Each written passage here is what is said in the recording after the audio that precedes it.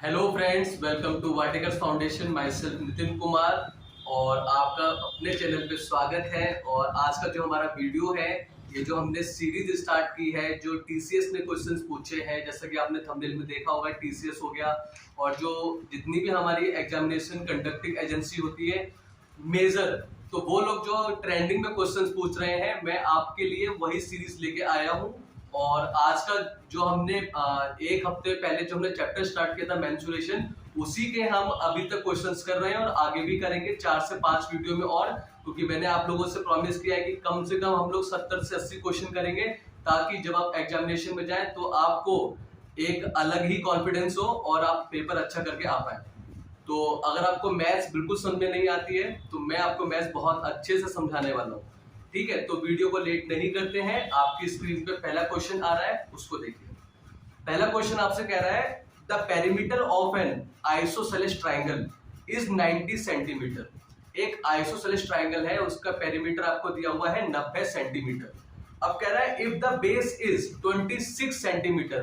कह रहा है अगर बेस मेरा 26 सेंटीमीटर है तो जो मेरी इक्वल साइड है उनकी लेंथ क्या है। तो आपको पता है कि आइसोसेलेस ट्राइंगल क्या होता है, जिसकी दो साइड इक्वल होती है। The triangle in which the two sides are equal is known as isosceles triangle. वो त्रिभुज जिसमें दो भुजाएं बराबर होती है उसको क्या बोलते हैं हम, आइसोसेलेस ट्राइंगल। तो ये साइड बराबर होगी, ये दोनों साइड मेरी बराबर होगी। और आइसोसेलेस ट्राइंगल की एक विशेषता और होती है कि आमने सामने की साइड के एंगल, ये वाला एंगल और इसके सामने ये वाला एंगल, दोनों बराबर होते हैं। तो यहाँ पे एंगल से कुछ लेना देना है नहीं, मैंने आपको ऐसे बता दिया। तो यहाँ पे क्या कह रहा है, बेस हमारा कितना है 26 सेंटीमीटर और पेरीमीटर आपको कितना दिया है 90 सेंटीमीटर। कह रहा है कि जो ये इक्वल साइड है इनकी लेंथ बताइए। तो इन दोनों को आप मान लीजिए ए।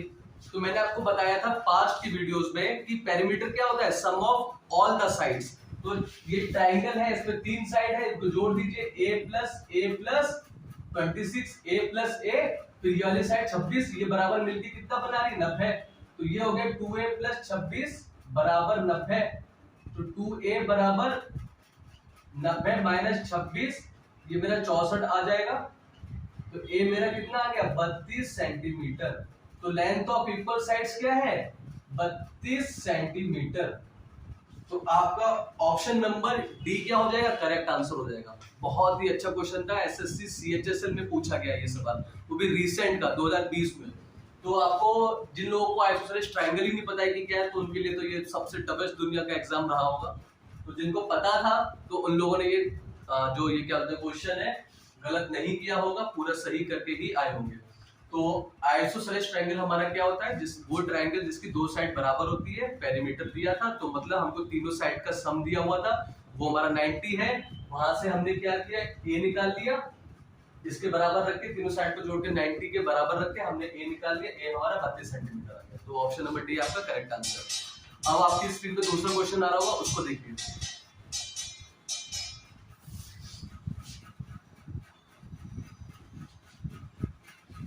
दूसरा क्वेश्चन आपसे कह रहा है the area of N isosceles right angle triangle. कह रहा है एक हमारा इस बार भी आइसोसेलेस ट्राइंगल है, पर वो क्या है, राइट एंगल ट्राइंगल है। ठीक है, इस 121 सेंटीमीटर। तो एरिया आपको कितना दिया हुआ है 121 सेंटीमीटर स्क्वायर। और ट्राइंगल कौन सा हमारा, आइसोसेलेस, और क्या है, राइट एंगल ट्राइंगल है। तो फिगर इस बार बनेगी हमारी ऐसी, जिसमें हमारा ये एल्टीट्यूड और बेस ये दोनों साइड बराबर होगी, क्योंकि आइसोसेलेस है तो हमारी दोनों साइड को बराबर होना ही होना है।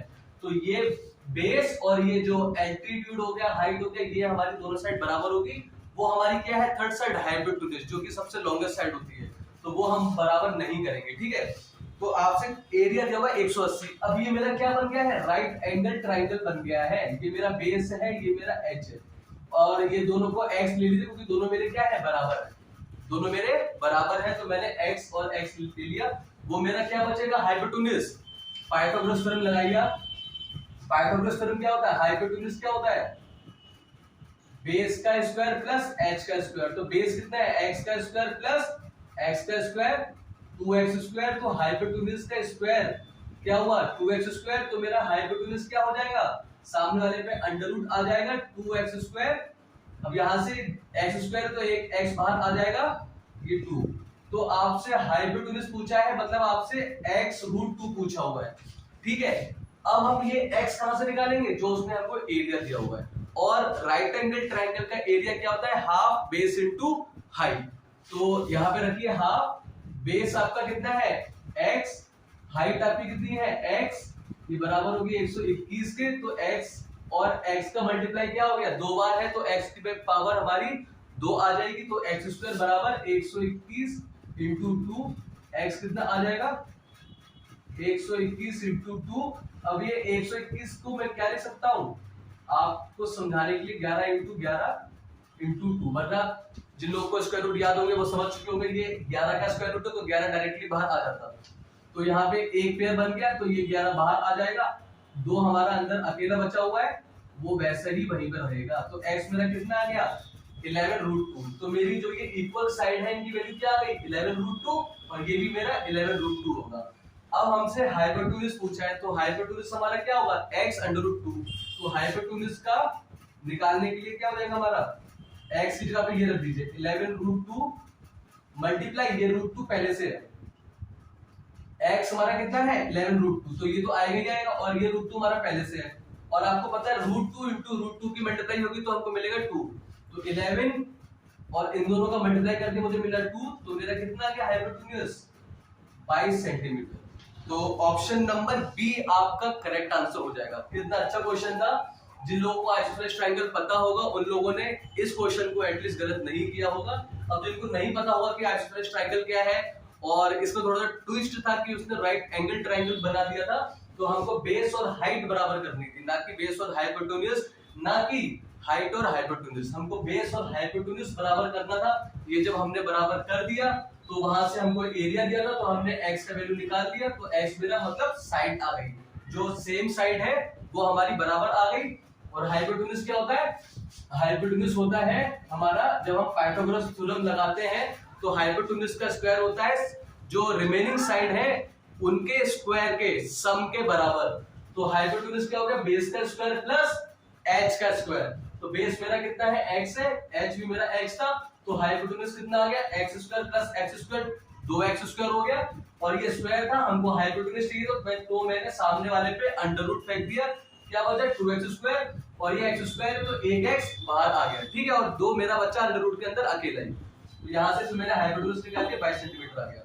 तो अगर आप मेरे चैनल पे नए हैं और अभी तक आपने सब्सक्राइब नहीं किया तो प्लीज सब्सक्राइब कीजिए, मैं आप लोगों के लिए ही मेहनत कर रहा हूँ। और रिसेंट के क्वेश्चन जो टीसीएस और एनटीए जैसे एग्जामिनेशन एजेंसीज पूछ रही है, तो मैं वहां से क्वेश्चंस लेके आ रहा हूँ, तो प्लीज मेरी मेहनत को अप्रिशिएट कीजिए और सब्सक्राइब कीजिए। अब आपकी स्क्रीन पे तीसरा क्वेश्चन आ रहा होगा, आप उसको देखिए। तीसरा क्वेश्चन कह रहा है आपसे the area of quadrant of a circle. इस बार आपको क्या दिया हुआ है, क्वाड्रेंट दिया हुआ है। और क्वाड्रेंट क्या होता है, क्वाड्रेंट क्या होता है, क्वाड्रेंट हमारा होता है कि जैसे हमारा पूरा कंप्लीट एक सर्कल है, इसका सेंटर ये क्या है O है, ठीक है, इसको O ले लीजिए। तो जो हमारा कंप्लीट सर्कल है वो 4 क्वाड्रेंट में डिवाइडेड होता है, ठीक है। जैसे ये डायमीटर मैं यहां से ले लूं और इसको काट लूं, ये 90 डिग्री होगा, ये 90 डिग्री, ये 90 डिग्री। तो ये मेरा पहला क्वाड्रेंट है, ये मेरा दूसरा है, ये मेरा तीसरा है, ये मेरा फोर्थ है। तो एक सर्कल हमारा 4 क्वाड्रेंट में डिवाइड होता है। तो अब आप समझ चुके होंगे कि अगर एरिया ऑफ सर्कल है आपको दिया हुआ और आपसे एक क्वाड्रेंट का एरिया पूछ रहा है, तो क्या कर सकते हैं, जो एरिया ऑफ सर्कल का होगा उसको डिवाइड कर दीजिए 4 से, क्योंकि यहाँ पे कितने क्वाड्रेंट है 4। अगर मैं इस क्वाड्रेंट को सेपरेट बनाऊं तो ये इसकी फिगर कुछ ऐसी आएगी,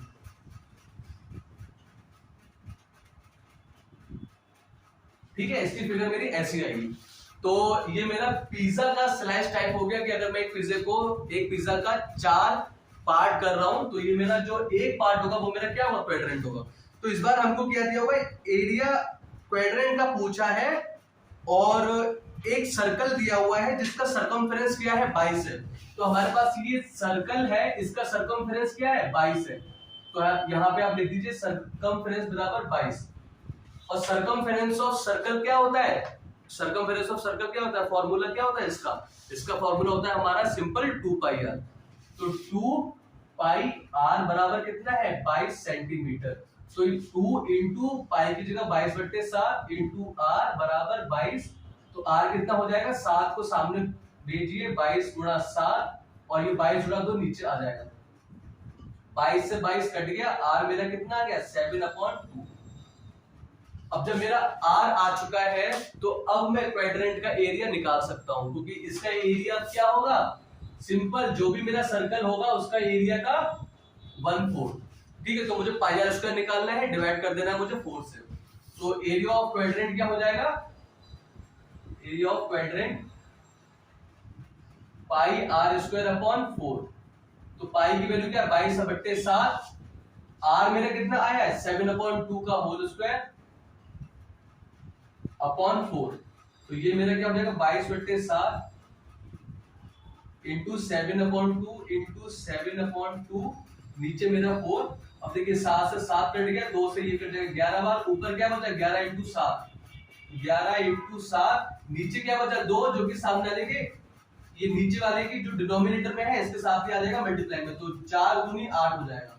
ठीक है, तो कितना आ गया मेरा 77/8।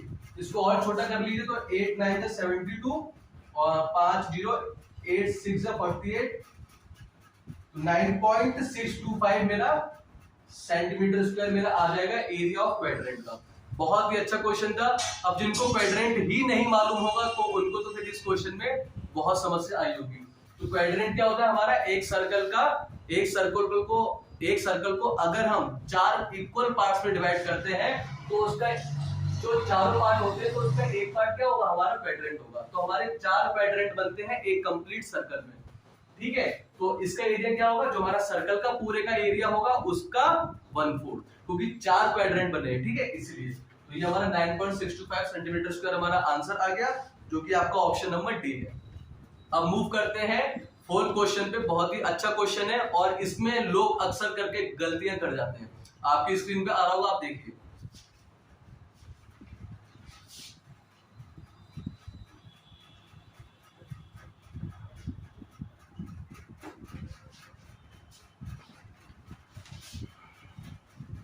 फोर्थ क्वेश्चन कह रहा है if the length of a rectangle is increased by, इसको मैं आपको 2 तरीके से कराऊंगा।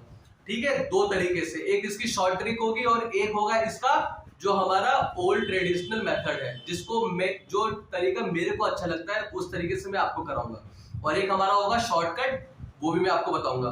तो पहले हम करेंगे इसको ओल्ड ट्रेडिशनल मेथड से। कह रहा है if the length of a rectangle is increased by 12% and breadth is decreased by 8%। अगर मैंने लेंथ को 12% बढ़ा दिया और मैंने ब्रेथ को 8% घटा दिया तो कह रहा है नेट इफेक्ट कितना आएगा एरिया पे। अगर मैं लंबाई 12% बढ़ा दूं और चौड़ाई 8% घटा दूं तो कितना फर्क आ जाएगा हमारा किस पे, एरिया पे। तो देखिए अगर मैं जो मेरा तरीका है, लेंथ अगर मैं मान लू 100 और ब्रेथ भी मान लू मैं 100, ये मेरा ओल्ड है। अब न्यू क्या हो जाएगा, मेरा लेंथ कितनी है, मैंने 12% बढ़ाई है, तो 100 का 12% क्या होगा 100 गुणा 12/100, 100 से 100 कट जाएगा तो 100 का 12% 12 हुआ, और बढ़ाई है तो इस 100 में जोड़ के लिखूंगा तो क्या हो जाएगा 100 + 12, तो मेरी लेंथ कितनी हो गई 112। अब ब्रेथ में क्या कर रहा हूं, ये मेरी 100 है तो 100 का 8% क्या होगा 8, और मैं घटा रहा हूं तो क्या करूंगा 100 में से 8 माइनस करूंगा, तो 100 में से 8 माइनस करूंगा तो मेरा कितना आ जाएगा 92। अब देखिए हमसे नेट इफेक्ट एरिया में पूछ रहा है, तो पहले आप इसका एरिया निकालिए। एरिया ऑफ रेक्टेंगल क्या होता है, लेंथ इनटू ब्रेथ, तो ये कितना आ जाएगा 100 गुणा 100 10,000। अब इसका मल्टीप्लाई कीजिए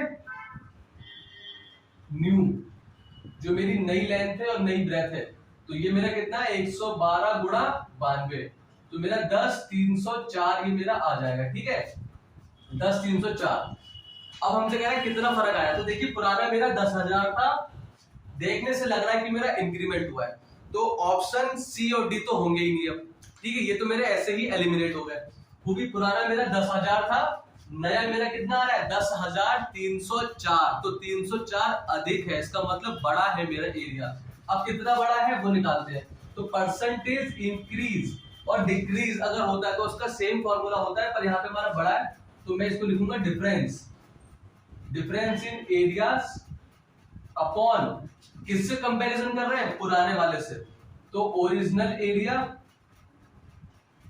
इंटू 100, दोनों का एरिया में अंतर बट्टे पुराना क्षेत्रफल जो हमारा 10,000 है गुणा 100, यही आपका फॉर्मूला हमेशा अप्लाई होगा। तो दोनों का डिफरेंस कितना है, 10,304 में से 10,000 घटा दूंगा, कितना बचेगा 304, ओरिजिनल कितना है 10,000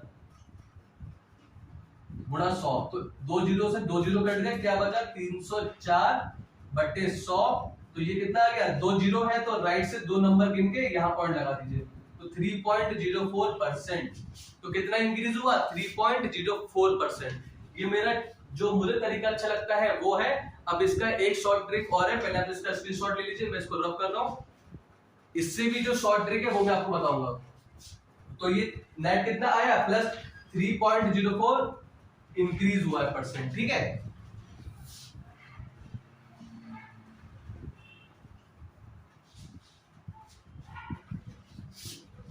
तो मेरा ये क्या बोलते हैं, अब जो इसका शॉर्ट तरीका है, देखिए ए में क्या कर रहा हूं 12% बढ़ा रहा हूं, ठीक है 12%, तो ए मेरा क्या हो जाएगा प्लस का 12, और बी मेरा क्या हो जाएगा, मैं 8% घटा रहा हूं, तो बी मेरा कितना हो जाएगा माइनस का 8, ठीक है। तो इसका शॉर्ट ट्रिक ये है ए प्लस बी प्लस ए इंटू बी अपॉन 100, तो ए आपका कितना है प्लस का 12, इसको प्लस के 12 के साथ लिखिए, बी आपका क्या है माइनस का 8, और प्लस ये 12 गुणा माइनस का 8 बट्टे 100, अब ये प्लस का 12 ब्रैकेट खोलिए, प्लस माइनस माइनस 8, और ये क्या 12 8 96, तो 96 बट्टे 100, 12 में से 8 जाएगा, प्लस का 4 बचेगा, माइनस 2 जीरो है तो 2 नंबर के बाद पॉइंट लगा दीजिए, तो 0.96, ये प्लस का है ये माइनस का, तो घट जाएगा, तो कितना आ जाएगा प्लस का 3.04%। ये आपका शॉर्ट ट्रिक है, अगर आपको ये फॉर्मूला याद रहता है तो, ठीक है। वैसे इसमें कुछ है नहीं, a plus B plus A B upon 100, और वो आपको प्लस का लेना है जो हमारा इंक्रीज हो रहा है, और नेगेटिव तो कौन सा रहेगा जो हम डिक्रीज कर रहे होंगे, और उसी साइन के साथ यहाँ पे रखना है, फिर साइन ओपन कर देने हैं और घटा देंगे। तो ये भी तरीका एक हमारा शॉर्टकट था, शॉर्ट ट्रिक आप इसे कह सकते हैं। अच्छा क्वेश्चन था, समझ में आया होगा आपको। अब लास्ट क्वेश्चन की ओर मूव करते हैं, आपकी स्क्रीन पे आ रहा हूं।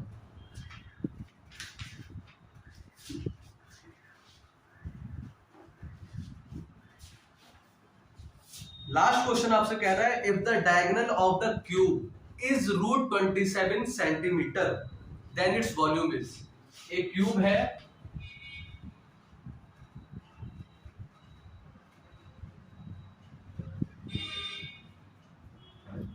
और क्यूब की प्रॉपर्टीज क्या होती है, सारी साइडें उसकी बराबर होती है, ये भी ए होगी, सब साइड इसकी क्या होंगी बराबर होंगी क्यूब की। और क्यूब में कितने फेसेस होते हैं, 6 फेसेस होते हैं, तो हर फेस का एरिया क्या होता है a², तो total surface area of cube क्या हो जाता है 6a², और वॉल्यूम ऑफ क्यूब क्या हो जाता है a इंटू ए फेस का एरिया और इंटू हाइट, जो कि a है, तो a क्यूब हमारा वॉल्यूम ऑफ क्यूब हो जाता है।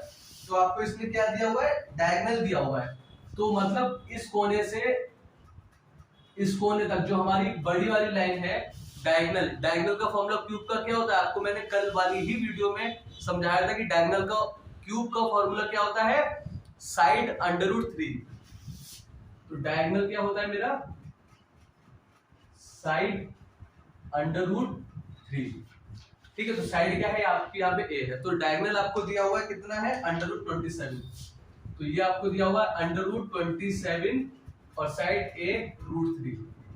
तो आपसे पूछा है इसका वॉल्यूम, तो वॉल्यूम आप तभी निकाल पाएंगे अगर आपके पास साइड होगी, तो साइड हमारा यहां से आएगा निकल के, पहले √27 के फैक्टर कीजिए, 3 इंटू 3 इंटू 3, 3 बार आया, 2 बार, ये मेरा 3 बार आया, 3 दिए 9 किया 27, अब एक पेयर बना 3 का, वो बाहर आ गया, एक मेरा अंदर बचा, वो मेरा अंदर ही रहेगा, a √3, √3 से √3 मेरा कट जाएगा, a मेरा कितना आ गया 3, a मेरा 3 सेंटीमीटर आ गया, मतलब हर साइड मेरी क्या है 3 3, हर साइड मेरी क्या है 3 सेंटीमीटर की है। अब हमसे पूछा है वॉल्यूम ऑफ क्यूब क्या है, तो वॉल्यूम ऑफ क्यूब क्या होता है, सिंपल साइड का क्यूब, मतलब ए क्यूब। ये आपके पास आ चुका है, तो वॉल्यूम कितना हो गया ए क्यूब। अब 3 का क्यूब क्या होगा 27 सेंटीमीटर क्यूब, यही आपका आंसर हो जाएगा। तो ऑप्शन नंबर ए आपका करेक्ट आंसर है। होप आपको आज के सारे क्वेश्चन समझ में आए होंगे, सारे रिसेंट यही क्वेश्चन थे। ये भी मेरा क्वेश्चन एसएससी ने पूछा हुआ था 2020 के एग्जाम में, बिल्कुल हलवा सवाल। इससे आसान क्या एक्सपेक्ट करोगे, मतलब एसएससी जैसे बड़े एग्जामिनेशन में, शायद ये एसएससी सीएचएसएल में आया हुआ था, बहुत अच्छा क्वेश्चन है। मतलब इसमें था क्या, इसमें कुछ भी नहीं था। अगर किसी को डायगोनल याद नहीं है तो फिर दिक्कत समझ सकते हैं। अगर किसी को डायगोनल याद है तो उसने ओरली इसको आंसर निकालने को पेन भी टच नहीं किया होगा। तो अगर आप मेरे चैनल पर नए हैं, अगर आपने अभी तक सब्सक्राइब नहीं किया तो प्लीज सब्सक्राइब कीजिए। मैं आप लोगों के लिए ही मेहनत कर रहा हूँ और आगे भी बहुत अच्छे से मेहनत करके अच्छे कंटेंट लेके अच्छे क्वेश्चंस लेके आऊंगा और आपकी तैयारी में मैथ्स की पूरी कराऊंगा। किसी भी कॉम्पिटिटिव एग्जामिनेशन की अगर आप तैयारी कर रहे हैं और अगर आपको मैथ बिल्कुल भी नहीं आता है तो प्लीज मेरे चैनल पे बने रहिए। बने आप कैसे रहेंगे, जब आप मेरे चैनल को सब्सक्राइब करेंगे ताकि हर वीडियो आप तक पहुंच पाए, आप उससे नोटिफाई हो पाए। तो प्लीज सब्सक्राइब कीजिएगा। कल की अब मिलते हैं, कल की वीडियो में, नेक्स्ट वीडियो में मिलते हैं और तब तक आप अपनी पढ़ाई कीजिए। और कल की वीडियो में भी मैं अच्छे क्वेश्चंस लेके आऊंगा 2020 और 21 में जो भी स्टाफ सिलेक्शन कमीशन ने पूछा होगा। और कल मिलते हैं, थैंक यू।